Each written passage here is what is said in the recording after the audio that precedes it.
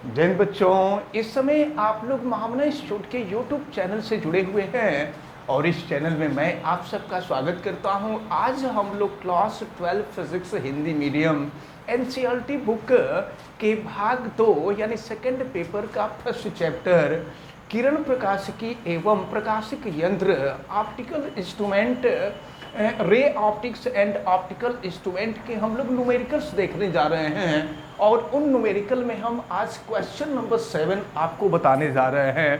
Question number 7 से शुरू किया जाएगा। देखिए क्वेश्चन नंबर 7 में क्या दिया हुआ है। अपवर्तनांक 1.55 अपवर्तनांक आपको दिया हुआ है, तो अपवर्तनांक को हम n से रिप्रेजेंट करते हैं और ये दिया हुआ है 1.55 के कांच के दोनों फलकों की समान वक्रता त्रिज्या। देखें वक्रता त्रिज्या जो होती है R1 और R2 होती है।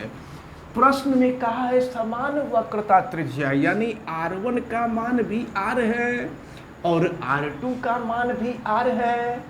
अब जरा ध्यान पूर्वक देखें द्विउत्तल लेंस, तो देखें द्विउत्तल लेंस यहाँ देखें, एक तरफ की वक्रता त्रिज्या जो होती है वो R1 होती है, एक तरफ की वक्रता त्रिज्या R1 और दूसरे तरफ की वक्रता त्रिज्या R2 होती है।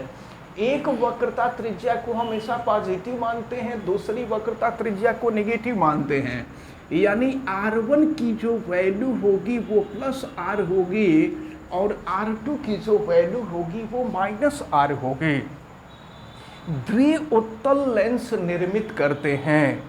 यदि लेंस की फोकस दूरी, देखिए लेंस की फोकस दूरी दी गई है 20 सेंटीमीटर, तो आपसे वक्रता त्रिज्या R का मान पूछा जा रहा है।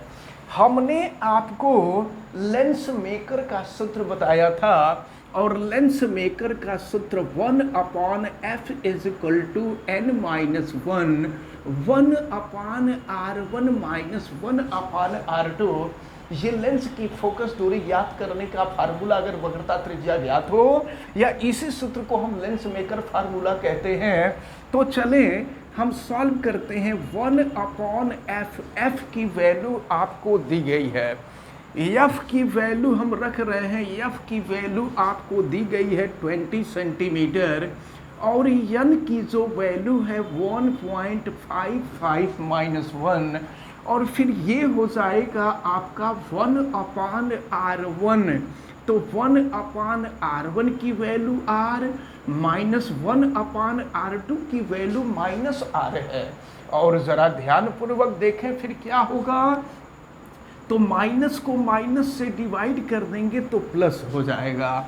अब देखें ये हो गया 1/20 = ये देखें 1.55 में से 1 माइनस हो जाएगा, तो ये हो जाएगा 0.55 और 1/r + 1/r ये हो जाएगा 2/r। तो R वक्रता त्रिज्या है और वक्रता त्रिज्या आपसे पूछी जा रही है, तो देखिए हम क्रॉस मल्टीप्लिकेशन कर देंगे तो R निकल जाएगा और 20 का क्रॉस मल्टीप्लिकेशन हो जाएगा, तो 0.55 × 2 × 20 हो जाएगा। तो फिर देखें R = क्या हो जाएगा, तो 2 का हम 55 में मल्टीप्लाई करने हैं, तो पहले से 55 से मल्टीप्लाई करके डेसिमल के 2 अंक काट देंगे हम यहाँ, तो देखिए 2 5 10 हो जाएगा, 1 2 5 10 और 1 11 और दशमलव के 2 अंक काट देंगे और फिर यहाँ हो जाएगा 20। तो अब देखिए क्या हो जाएगा, गुणा कर दीजिए तो 11 दूना 22 होता है, हम यहाँ लिख देते हैं। तो अब यहाँ से R की वैल्यू आप निकालेंगे, 1.1 में 20 से गुणा कर देंगे तो ये हो जाएगा 22 सेंटीमीटर। तो आपसे प्रश्न में पूछा जा रहा था कि इस लेंस की वक्रता त्रिज्या कितनी होगी, तो वक्रता त्रिज्या 22 सेंटीमीटर के बराबर होगी। यही हम लोगों का आंसर हुआ। और ये क्वेश्चन नंबर जो 7 था, ये क्वेश्चन नंबर 7 आपका सॉल्व हुआ। चलिए देखते हैं क्वेश्चन नंबर 8 क्या है। कोई प्रकाश पुंज, प्रकाश पुंज का मतलब होता है प्रकाश किरण का समूह। तो कोई प्रकाश पुंज किसी बिंदु P पर अभिसरित होता है। देखिए फिगर में हमने बनाया है कि बिंदु P पर प्रकाश की किरण अभिसरित होता, अभिसरित मतलब एक जगह इकट्ठा होता है, एकत्र होता है। तो ये प्रकाश की किरण बिंदु P पर अभिसरित होता है। कोई लेंस इस अभिसारी पुंज के पथ में बिंदु P से 12 सेंटीमीटर की दूरी पर रखा जाता है। ध्यान दीजिएगा, बिंदु P से यह जो लेंस है, यह लेंस की दूरी आपको दी गई है 12 सेंटीमीटर। प्रश्न थोड़ा सा टेक्निकल है, इसको आपको अच्छी तरह से समझना होगा। प्रश्न में आपसे यही कहा जा रहा है कि कोई प्रकाश किरण पुंज बिंदु P पर अभिसरित होता, अभिसरित होने का मतलब होता है एकत्रित होना। अब कह रहा है बिंदु P से 12 सेंटीमीटर की दूरी पर एक लेंस रखा जाता है। अब ए पार्ट में कहा गया है 20 सेंटीमीटर फोकस दूरी का उत्तल लेंस है। तो जरा एक बात आप पहले ध्यान से समझ लीजिए कि यहाँ पर जो आप देख रहे हैं बिंदु P जो होगा यहाँ पर, वह आभासी वस्तु का कार्य करेगा। क्योंकि आप ये दिमाग में रखे रहिए कि बिंदु P पर प्रकाश की किरण अभिसरित तभी हो रही होगी जब उसके पहले कोई न कोई लेंस रखा गया होगा। जब लेंस रखा गया होगा तभी प्रकाश की किरणें अभिसरित हुई होंगी। तो इसका मतलब ये हुआ कि बिंदु P पर जो प्रतिबिंब बनेगा वो इस लेंस के लिए आभासी वस्तु का कार्य करेगा। तो लेंस से वस्तु की दूरी, और देखिए प्रकाश चल रहा है उसी दिशा में और दूरी भी हम माप रहे हैं उसी दिशा में। तो प्रकाश के चलने के दिशा में मापी गई दूरी धनात्मक होती है और यहाँ u का मान लेंस से वस्तु की जो दूरी है वो 12 सेंटीमीटर दी गई है और दिशा धनात्मक होगी।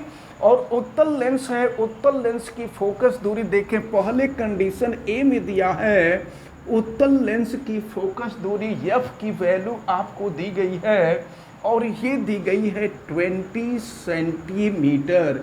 फिर आगे पढ़ते हैं क्वेश्चन।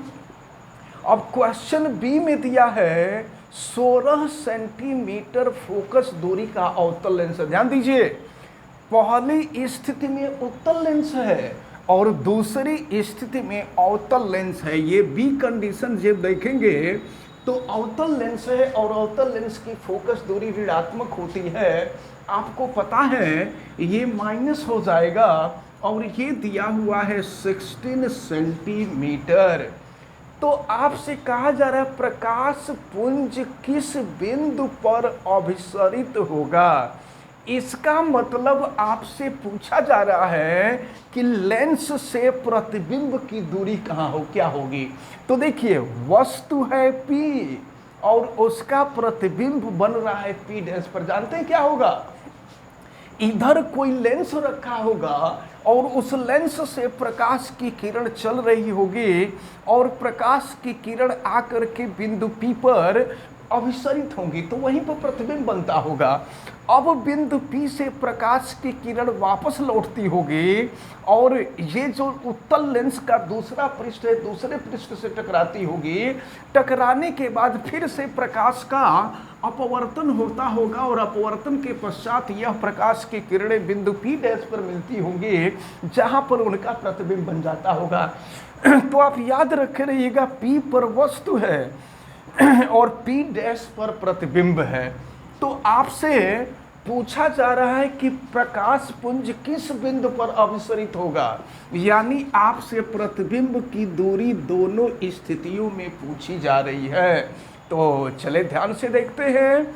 आपको मालूम है लेंस का formula 1/f equal to 1/v minus 1/u। हम रखते हैं यहाँ पर वैल्यू 1/f। f की वैल्यू हमें मालूम है, हम ए पार्ट को सॉल्व करने जा रहे हैं। f की वैल्यू हमें मालूम है 20 और ये 1/v माइनस 1/u की जो वैल्यू है ये 12 है। अब हम लोग इसको सॉल्व करेंगे और सॉल्व करके देखते हैं कि ये वैल्यू कितनी आती है।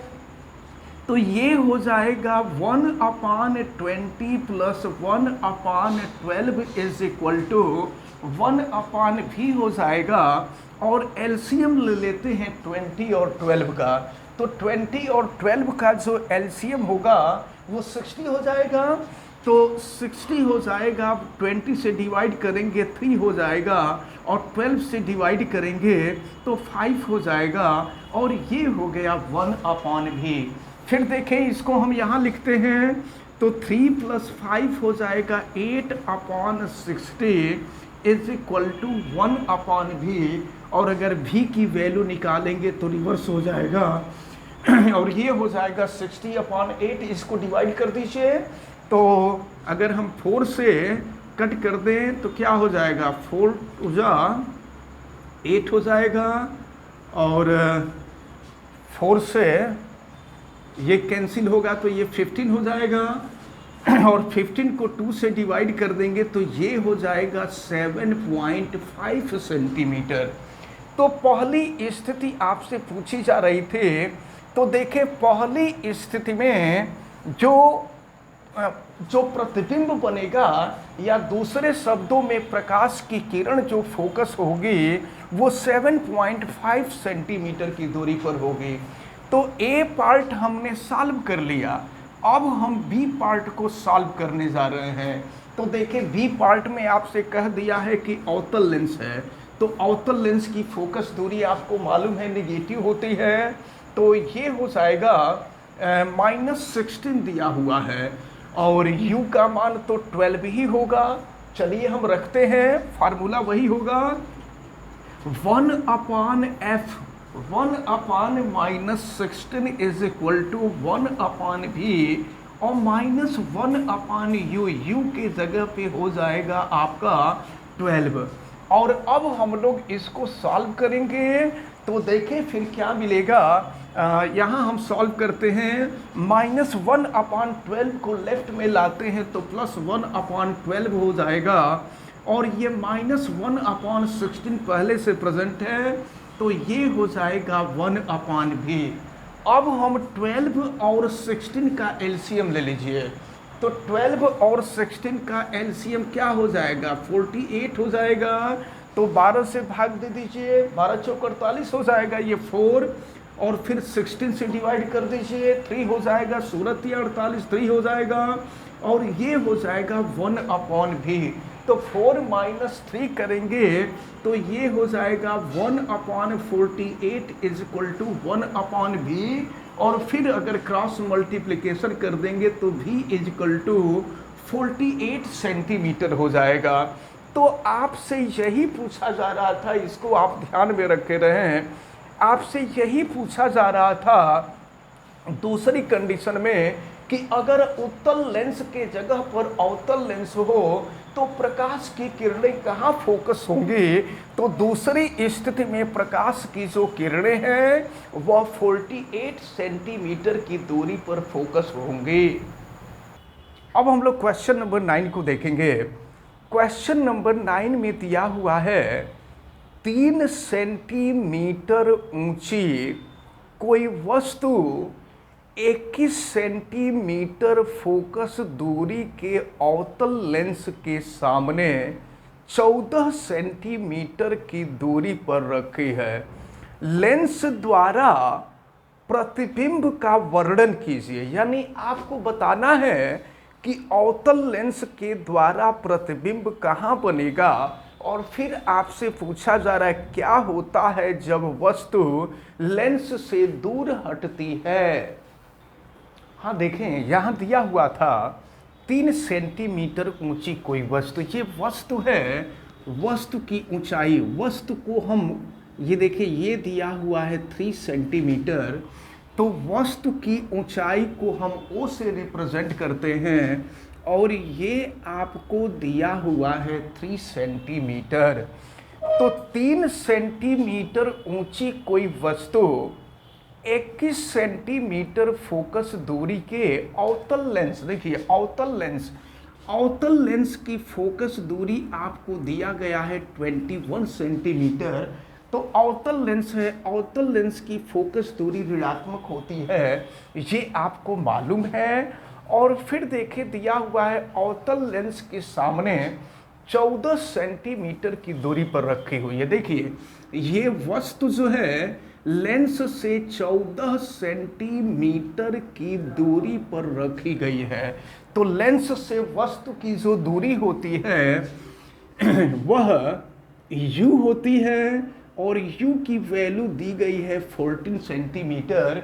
और देखिए प्रकाश की किरण चलेगी इधर से और दूरी हम मापेंगे विपरीत दिशा में, इसलिए ये वैल्यू नेगेटिव हो जाएगी।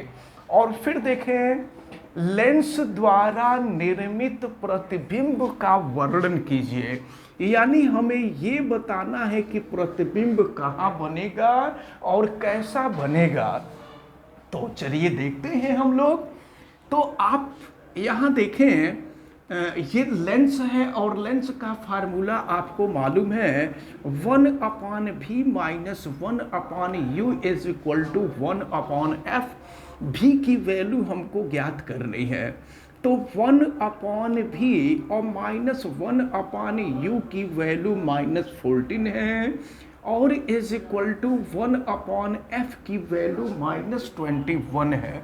तो अब देखिए माइनस को माइनस से डिवाइड कर देंगे तो ये प्लस हो जाएगा और अब इस प्लस को हम बराबर के दूसरे तरफ कर दें तो देखिए क्या मिलेगा आपको 1/v इज इक्वल टू 1/14 को हम बराबर के दूसरे तरफ ले जाते हैं तो फिर ये हो जाएगा आपका, देखें ये 1/14 बराबर के दूसरे तरफ जाएगा तो माइनस हो जाएगा 14 और ये -1/21 तो पहले से ही प्रेजेंट है, तो ये हो जाएगा आपका -1/21।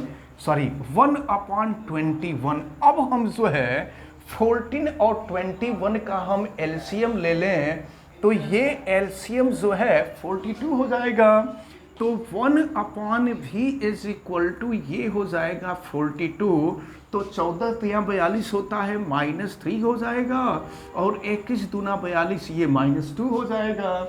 तो 1/v इज इक्वल टू -5/42 हो जाएगा।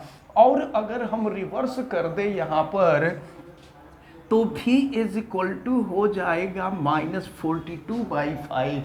अब 42 को आप 5 से डिवाइड कर दें तो ये वैल्यू जो है आपका 8.4 सेंटीमीटर आ जाएगा माइनस।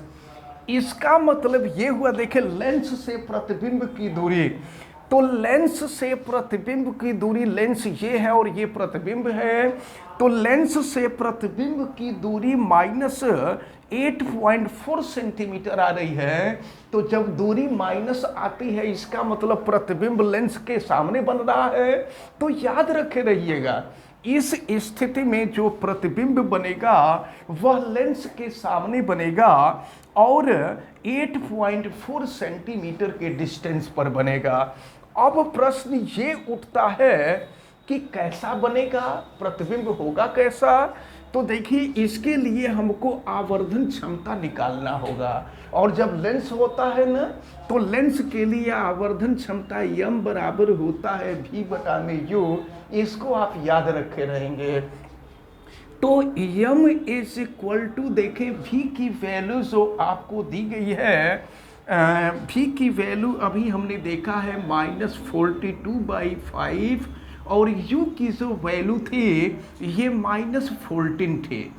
तो अब माइनस से माइनस तो कैंसिल हो जाएगा और फिर ये हो जाएगा 14 तिया 42, यानी ये हो जाएगा 3/5। तो 3/5 होगा, 5 से इसको डिवाइड कर देंगे तो 5 6 का 30 यानी 0.6 हो जाएगा। तो एक बात समझ लीजिए, जब यम का मान 1 आता है तो प्रतिबिंब का आकार वस्तु के आकार के बराबर होता है। जब 1 से अधिक आता है तो प्रतिबिंब का आकार वस्तु के आकार से बड़ा होता है, और जब यम से कम 1 से कम आता है तो प्रतिबिंब का आकार जो होता है वस्तु के आकार से छोटा होता है। ये 0.6 आ रहा है, इसका मतलब ये हुआ कि जो प्रतिबिंब बनेगा प्रतिबिंब का आकार वस्तु के आकार से छोटा होगा, और ये पॉजिटिव आ रहा है, इसका मतलब कि प्रतिबिंब सीधा बनेगा। अब जरा ध्यान पूर्वक देखें, अब अगर हम यम इजकल टू देखें तो ये I/O होता है, यानी प्रतिबिंब का आकार बटा में वस्तु का आकार। तो यम की वैल्यू आपने देखा है 0.6 इज इक्वल टू I हमको ज्ञात करना है और O ये 3 है। तो I की वैल्यू हम निकालेंगे, 3 गुणा कर देंगे, 6 3 18 हो जाएगा। तो ये हो जाएगा 1.8 सेंटीमीटर।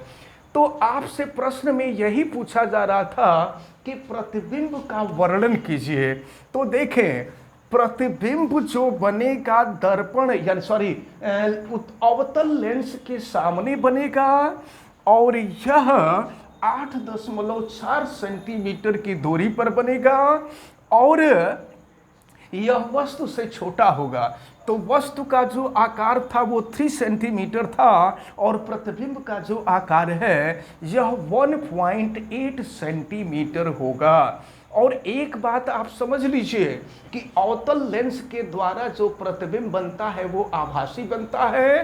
तो यह प्रतिबिंब आभासी, सीधा और छोटा तथा अवतल लेंस के सामने बनेगा, ये आपसे पूछा जा रहा था। अब फिर आपसे ये पूछा जा रहा है कि क्या होता है जब वस्तु लेंस से दूर हटती है। तो जब वस्तु लेंस से दूर हटती है ना, तो प्रतिबिंब जो होता है वो फोकस के तरफ विस्थापित होता जाता है, और यही नहीं, उसका जो आकार होता है उसका आकार धीरे धीरे घटता जाता है, आकार छोटा होता जाता है। तो ये हमारा क्वेश्चन नंबर 9 रहा। देख रहे हैं क्वेश्चन नंबर 10। किसी 30 सेंटीमीटर फोकस दूरी के उत्तल लेंस की फोकस दूरी को हम f1 मान लेते हैं, और ये दिया हुआ है 30 सेंटीमीटर। 30 सेंटीमीटर फोकस दूरी के उत्तल लेंस के संपर्क में 20 सेंटीमीटर फोकस दूरी का अवतल लेंस है। तो 20 सेंटीमीटर फोकस दूरी का अवतल लेंस, और अवतल लेंस की फोकस दूरी जो होती है वो निगेटिव होती है। तो 20 सेंटीमीटर फोकस दूरी के अवतल लेंस के संयोजन से बने संयुक्त लेंस निकाय की फोकस दूरी क्या होगी। संयुक्त लेंस की फोकस दूरी आपसे पूछा जा रहा है। यह तंत्र अभिसारी लेंस है अथवा अपसारी लेंस। तो अभिसारी का मतलब अगर फोकस दूरी धनात्मक होगा तो उत्तल लेंस होगा, और उत्तल लेंस का मतलब अभिसारी लेंस, और अगर फोकस दूरी धनात्मक होगा तो अवतल लेंस होगा, अवतल लेंस होगा तो अपसारी लेंस होगा। तो चलिए देखते हैं, हमको मालूम है formula 1/f is equal to 1/f1 plus 1/f2 होता है। तो 1/f is equal to 1/f1 30, और 1/f2 माइनस हो जाएगा 1/20। तो 1/f is equal to LCM ले लीजिए 60। तो फिर क्या हो जाएगा, 30 2 जा 60, ये 2 हो जाएगा, और 23 जा 60 होगा। तो ये 3 हो जाएगा। तो 1/f is equal to -1/60, cross multiplication करेंगे तो f is equal to -60 centimetre होगा। तो इसका मतलब ये हुआ कि संयुक्त लेंस की फोकस दूरी जो होगी वो -60 सेंटीमीटर होगी, और यह माइनस फोकस दूरी ऋणात्मक है। तो फोकस दूरी ऋणात्मक है, इसका मतलब कि यह अवतल लेंस है, और अवतल लेंस को हम कहते हैं अपसारी लेंस। इसका मतलब ये हुआ कि यह लेंस जो है अपसारी लेंस की तरह व्यवहार करेगा। अब हम देखते हैं क्वेश्चन नंबर 11 को। क्वेश्चन नंबर 11 में दिया हुआ है, किसी संयुक्त सूक्ष्मदर्शी में 2 सेंटीमीटर फोकस दूरी का अभिदृश्यक लेंस। तो देखें, अभिदृश्यक लेंस आपको पता है कि ये अभिदृश्यक लेंस है और यह नेत्र लेंस है, ये अभिदृश्यक लेंस है। तो अभिदृश्यक लेंस की जो फोकस दूरी है उसको FO से प्रदर्शित करते हैं, ये सबको पता है।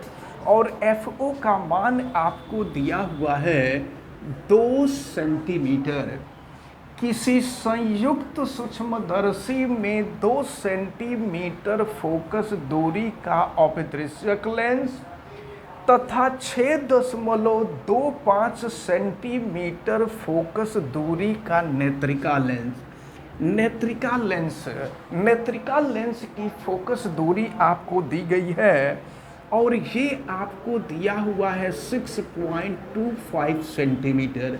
आपको पता है कि दोनों लेंस उत्तल लेंस है, इसलिए इनकी फोकस दूरी पॉजिटिव होगी।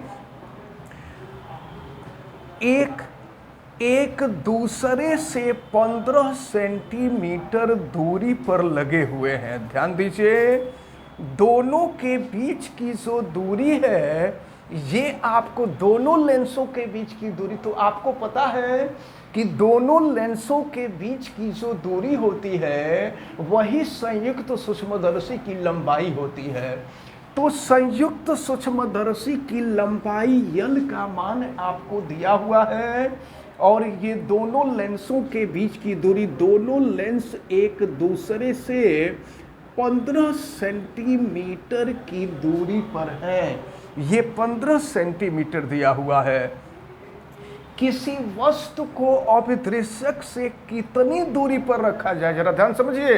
ये वस्तु AB है, किसी वस्तु को अभिदृश्यक से कितनी दूरी पर रखा जाए, तो अभिदृश्यक से वस्तु की जो दूरी होती है वह UO होती है, और आपसे UO का मान पूछा जा रहा है कि किसी वस्तु को अभिदृश्यक से कितनी दूरी पर रखा जाए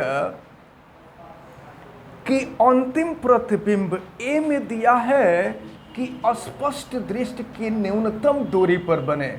देखिए, पहली स्थिति में दिया है कि जब प्रतिबिंब स्पष्ट दृष्टि की न्यूनतम दूरी पर बनता है, और दूसरी स्थिति में दिया हुआ है कि जब प्रतिबिंब अनंत पर बनता है। तो चलें जरा ध्यान पूर्वक देखें। तो सबसे पहले हम लोग यह देखें कि जब अंतिम प्रतिबिंब स्पष्ट दृष्टि की न्यूनतम दूरी पर बनता है, तो देखें अंतिम प्रतिबिंब जो बनता है वो इधर के तरफ बनता है। देखें अंतिम प्रतिबिंब ये बनता है A'-B'। तो अंतिम प्रतिबिंब जो बनता है वो नेत्र लेंस के द्वारा बनता है। तो नेत्र लेंस से प्रतिबिंब की दूरी, तो नेत्र लेंस से प्रतिबिंब की दूरी को हम VE से प्रदर्शित करते हैं। लेंस से प्रतिबिंब की दूरी को V से प्रदर्शित करते हैं, लेकिन ये नेत्र लेंस है, तो नेत्र लेंस से प्रतिबिंब की दूरी को VE से प्रदर्शित करेंगे। और पहली स्थिति है कि प्रतिबिंब स्पष्ट दृष्टि की न्यूनतम दूरी पर बन रहा है। तो स्पष्ट दृष्टि की जो न्यूनतम दूरी होती है वो D होती है, और आपको मालूम है कि यह 25 सेंटीमीटर होता है। लेकिन प्रकाश की किरणें चलेंगी इधर से और दूरी विपरीत दिशा में मापी जाएगी, तो ये निगेटिव हो जाएगा। UE का मान हमें मालूम हो गया। तो अब ज़रा ध्यान पूर्वक देखें तो एक काम कर लिया जाए, हम लोगों से युओ का मान पूछा जा रहा है। और एक चीज़ हम आपको बता दें कि जब अंतिम प्रतिबिंब स्पष्ट दृष्टि की न्यूनतम दूरी पर बनता है तो यल बराबर जो होता है वह यू वी ओ प्लस होता है U E, V O plus U E होता है। तो अगर हमको यल का मान तो दे दिया है, अगर हमको वी ओ का मान देखें, अगर हमको यू ई का मान मालूम हो जाता तो यहाँ से वी ओ का मान निकल जाता, और जब वी ओ का मान निकल जाएगा तो फिर हम लोग यू ओ का मान निकाल लेंगे।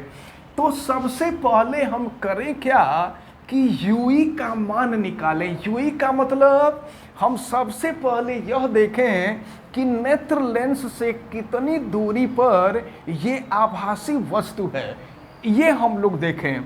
तो फार्मूला हम लोग देखेंगे नेत्र लेंस के लिए। तो नेत्र लेंस के लिए होता है फार्मूला तो 1/v minus 1/u equal to 1/f। एक बात आप ध्यान समझ लीजिए, हमसे पूछा जा रहा है युओ का मान, तो युओ का मान तब निकलेगा जब हमको वीओ का मान मालूम रहेगा, और वीओ का मान तब निकलेगा जब हमको यूई का मान मालूम रहेगा। तो पहले हम यूई का मान निकालें, तो यूई का मान निकाल के रख देंगे तो वीओ का मान निकल जाएगा, और जब वीओ का मान निकल जाएगा तो फिर यूओ का मान निकाल लेंगे, और हम लोगों से यूओ का ही मान पूछा जा रहा है। तो चले ध्यानपूर्वक देखें। तो यह नेत्र लेंस के लिए करेंगे तो हर जगह ई जुड़ जाएगा, और फिर हम यहाँ पे वैल्यू रखते हैं। तो 1/VE की वैल्यू -25 माइनस 1/UE। तो UE की जो UE तो हमको ज्ञात करना है, और फिर इसके बाद हो जाएगा ये 1/FE। तो देखें 1/FE की वैल्यू 6.25 है। अब हम वैल्यू ज्ञात करें तो अब जो है यहाँ पर देखा जाए कि यूई का मान क्या होगा।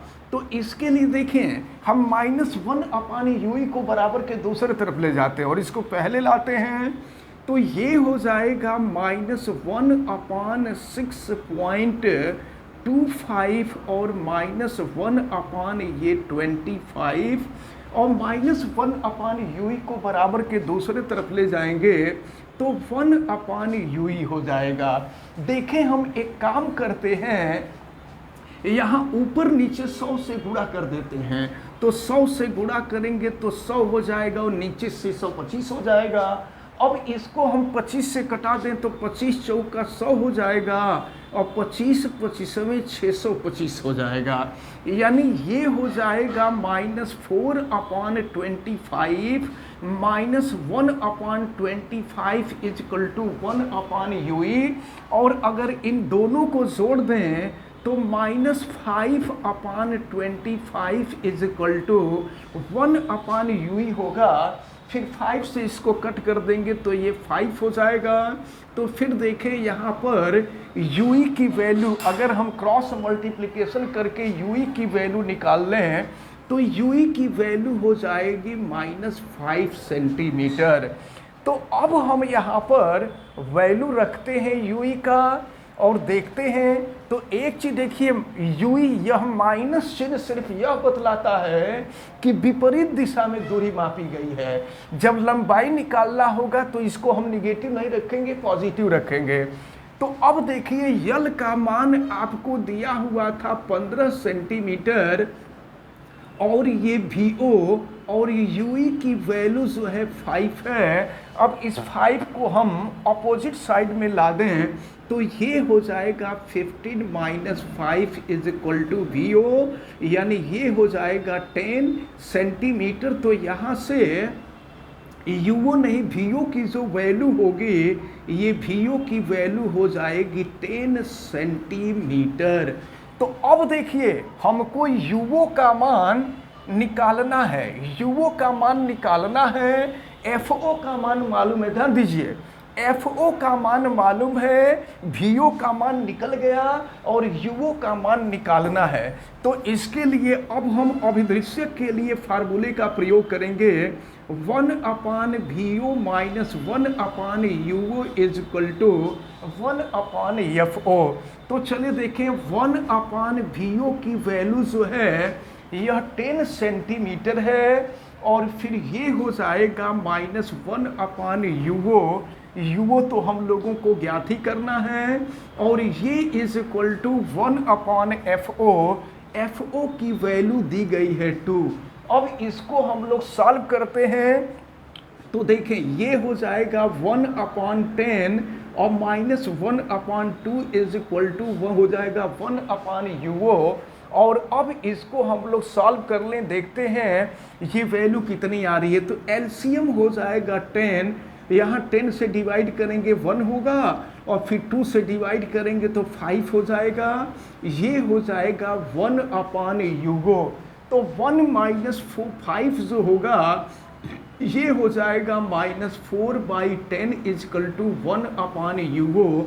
और फिर इसको रिवर्स करके सॉल्व कर लेंगे तो ये UO इजकल टू हो जाएगा -10/4 और 10 को 4 से आप डिवाइड कर दीजिए तो ये वैल्यू हो जाएगी -2.5 सेंटीमीटर। तो देखिए पहली स्थिति सॉल्व होती है। पहली स्थिति में आपको यही कहा गया था कि अगर जो प्रतिबिंब बन रहा है, देखिए प्रश्न में यही कहा जा रहा था कि जब प्रतिबिंब, अंतिम प्रतिबिंब स्पष्ट दृष्टि की न्यूनतम दूरी पर बनेगा तो उस स्थिति में वस्तु कहाँ होगा, लेंस के सामने, यानी अभिदृश्यक लेंस के सामने वस्तु को कहाँ रखा गया होगा। तो अभिदृश्यक लेंस के सामने वस्तु को 2.5 सेंटीमीटर की दूरी पर रखा जाएगा और माइनस चिन्ह यह बतलाता है कि यह वस्तु जो है सामने रखा गया है। अब देखिए इसमें कुछ बातें और भी दी गई थी। तो पहली स्थिति तो थी कि जब अंतिम प्रतिबिंब स्पष्ट दृष्टि की न्यूनतम दूरी पर बनता है, और दूसरी स्थिति में कह रहा है कि जब प्रतिबिंब अनंत पर बनता है। लेकिन एक क्वेश्चन और इसी में पूछ दिया गया है कि दोनों स्थितियों में सूक्ष्मदर्शी की आवर्धन क्षमता क्या होगी। तो देखिए पहली स्थिति जब अंतिम प्रतिबिंब स्पष्ट दृष्टि की न्यूनतम दूरी पर बन रहा था तो उस समय आवर्धन क्षमता का जो फार्मूला है आपको मालूम है VO/UO और ये होता है 1+D/FE।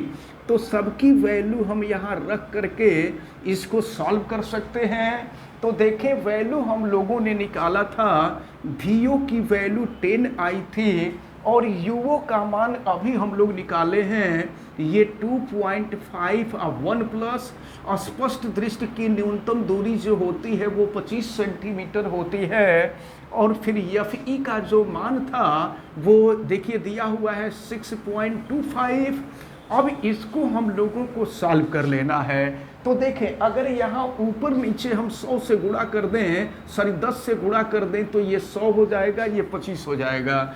यहाँ ऊपर नीचे 100 से गुणा कर दें तो देखिए यहाँ 100 से गुणा करेंगे तो 25 गुणे 100 हो जाएगा, ये 625 हो जाएगा।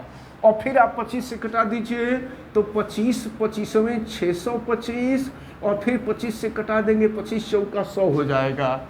और फिर यहाँ पर 25 से इसको कटा दे तो 25 चौका 100 ये भी हो जाएगा। तो यम इजकल टू -4 और ये देखें 1+4 तो 1+4 से होगा वो 5 हो जाएगा, यानी 5 चौका 20 हो जाएगा। इसका मतलब ये हुआ कि जब प्रतिबिंब स्पष्ट दृष्टि की न्यूनतम दूरी पर बनेगा तो इस स्थिति में प्रतिबिंब जो बनेगा वो 20 गुना बड़ा बनेगा और उल्टा बनेगा।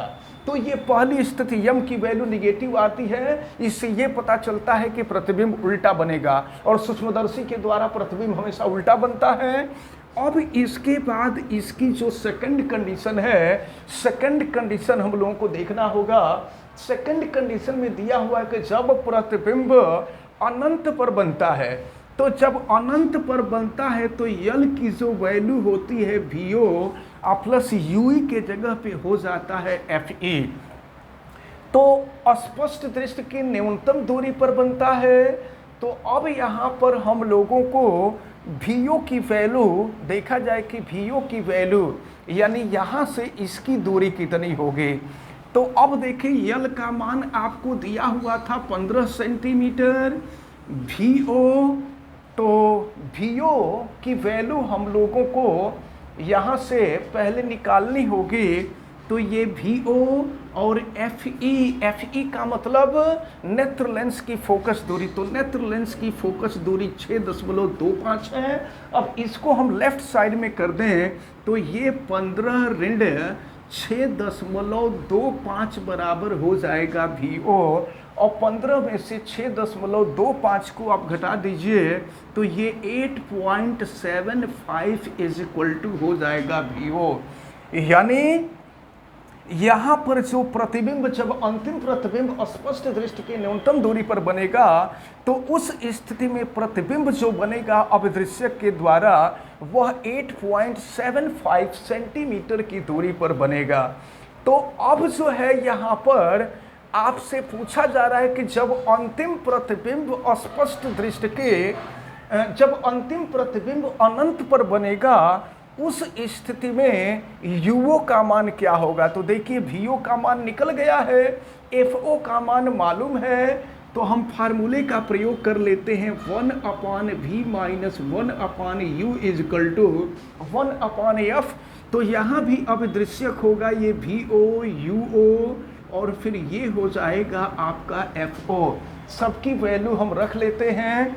तो देखें 1/VO की जो वैल्यू आई है यह 8.75 है और माइनस 1/UO यानी अभिदृश्यक लेंस से वस्तु की ही दूरी आपसे पूछी जा रही है, और ये इक्वल टू 1/FO। तो FO का मतलब अभिदृश्यक की फोकस दूरी, और ये आपको दिया हुआ है 2 सेंटीमीटर। तो अब हम लोग इसको सॉल्व करें और सॉल्व करके देखें कि इसकी वैल्यू कितनी आती है। 1/2 को हम बराबर के दूसरे तरफ लाते हैं तो 1/8.75 माइनस 1/2 इक्वल टू हो जाएगा 1/UO। अब देखें ऊपर नीचे यहाँ पर अगर 100 से गुणा कर दें तो ये हो जाएगा 100 और नीचे हो जाएगा 875, और फिर इसको हमको सॉल्व करना होगा। और सॉल्व करके देखिए हम शॉर्ट में लिख दे रहे हैं, इसको आप लोग सॉल्व कर लीजिएगा। सॉल्व करने के बाद UO की जो वैल्यू आएगी ये वैल्यू माइनस 2.59 सेंटीमीटर आएगी।